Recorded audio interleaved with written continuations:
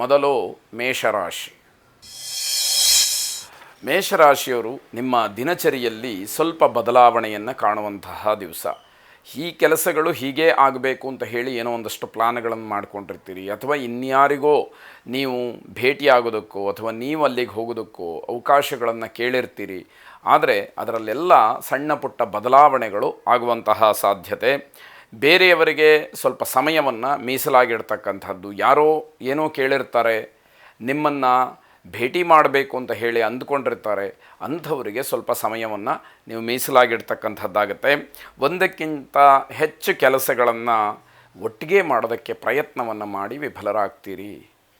ನನಗೆ ಆ ಸಾಮರ್ಥ್ಯ ಇದೆ ಅಂತ ಹೇಳಿ ನೀವೇ ಅಂದ್ಕೊಂಡ್ಬಿಡ್ತೀರಿ. ಹಾಗಾಗಿ ಬೇರೆ ಬೇರೆ ಪ್ರಯತ್ನಗಳು ಒಟ್ಟಿಗೆ ನಡೆಯುವಂಥದ್ದು. ಇದೆಲ್ಲ ನಿಮಗೆ ಹಿನ್ನಡೆಗೆ ಕಾರಣವಾಗುತ್ತೆ, ಅಲ್ಲಿ ವಿಫಲರಾಗ್ತೀರಿ ಅನ್ನುವಂಥದ್ದು.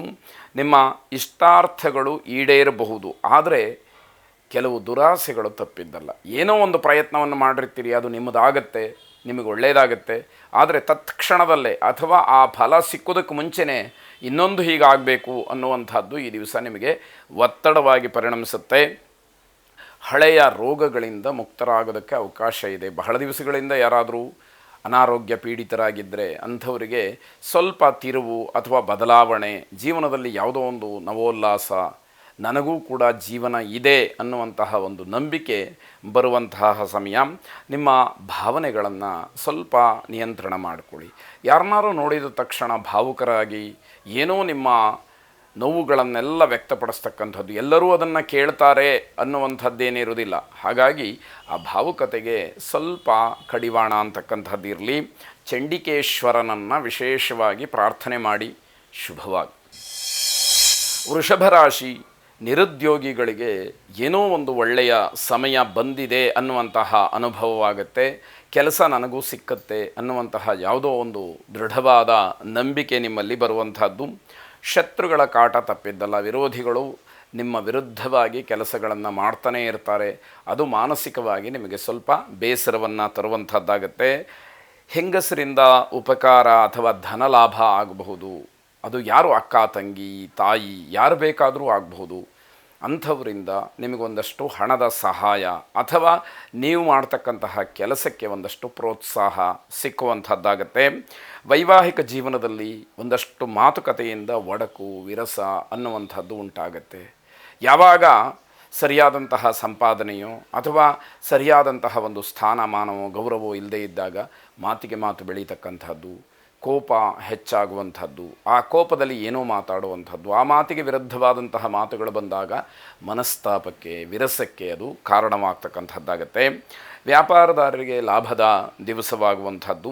ಪ್ರತ್ಯಂಗಿರಾ ದೇವಿಯನ್ನು ವಿಶೇಷವಾಗಿ ಪ್ರಾರ್ಥನೆ ಮಾಡಿ ಯಾವುದೇ ರೀತಿಯ ವೈರುಧ್ಯವಾದಂತಹ ವಿಚಾರಗಳಿದ್ದರೂ ಕೂಡ ಅದೆಲ್ಲ ನಿವಾರಣೆಯಾಗಿ ಮನಸ್ಸಿಗೆ ಶಾಂತಿ, ಸಮಾಧಾನ ಸಿಕ್ಕಲಿ. ಶುಭವಾಗಿ. ಮಿಥುನ ರಾಶಿ, ಹಿರಿಯರಿಂದ, ಮೇಲಧಿಕಾರಿಗಳಿಂದ ಅಥವಾ ಅವರ ಮಾತುಗಳಿಂದ ನಿಮಗೊಂದಷ್ಟು ಬೇಸರವಾಗಿರ್ತಕ್ಕಂಥದ್ದನ್ನು ಈ ದಿವಸ ಹೊರಹಾಕ್ತೀರಿ. ದೊಡ್ಡವರು ಯಾವತ್ತೋ ಏನೋ ಅಂದಿರ್ತಾರೆ, ಅದರ ನೋವನ್ನು ಈ ದಿವಸ ಹೊರಹಾಕುವಂಥದ್ದು. ತಲೆನೋವಿನ ಸಮಸ್ಯೆ ಅಥವಾ ಮೈಗ್ರೇನ್ ಅಂತ ಏನು ಹೇಳ್ತಾರೆ, ಆ ರೀತಿಯ ಸಮಸ್ಯೆ ನಿಮಗೆ ಈ ದಿವಸ ಕಾಡುವಂಥದ್ದು. ನಿಮಗೆ ಆಗದೇ ಇರತಕ್ಕಂತಹ ಮಾತುಗಳನ್ನು ಕೇಳಿ ಬೇಸರವಾಗುತ್ತೆ. ಯಾವುದೋ ಒಂದು ಕೆಲಸವನ್ನು ಕಷ್ಟಪಟ್ಟು ಮಾಡಿರ್ತೀರಿ, ಅದರ ಬಗ್ಗೆ ಯಾರೋ ತಾತ್ಸಾರವಾಗಿ ಮಾತಾಡ್ತಾರೆ, ನಿಮ್ಮ ಪರಿಶ್ರಮಕ್ಕೆ ಬೆಲೆ ಇಲ್ವಾ ಅನ್ನುವಂಥದ್ದು ನಿಮಗೆ ಪ್ರಶ್ನೆಯಾಗುವಂಥದ್ದಾಗುತ್ತೆ. ನಕಾರಾತ್ಮಕವಾದಂತಹ ಆಲೋಚನೆಗಳು ಮನಸ್ಸಿನಲ್ಲಿ ಬರದೇ ಇರುವ ಹಾಗೆ ಗಮನಿಸಿ. ಒಂದು ವೇಳೆ ಅದು ಬಂದರೂ ಕೂಡ ಅದನ್ನು ದೂರ ಮಾಡ್ತಕ್ಕಂತಹ ಪ್ರಯತ್ನ ನಿಮ್ಮದಾಗಲಿ. ಅದನ್ನೇ ಮನಸ್ಸಿನಲ್ಲಿ ಇಟ್ಕೊಂಡು ಬಿಟ್ಟರೆ ಮುಂದೆ ಆಗಬೇಕಾದಂತಹ ಯಾವ ಕೆಲಸಕ್ಕೂ ಕೂಡ ಅನುಕೂಲ ಅನ್ನುವಂಥದ್ದು ಇರೋದಿಲ್ಲ ಅಂತ ಅರ್ಥ.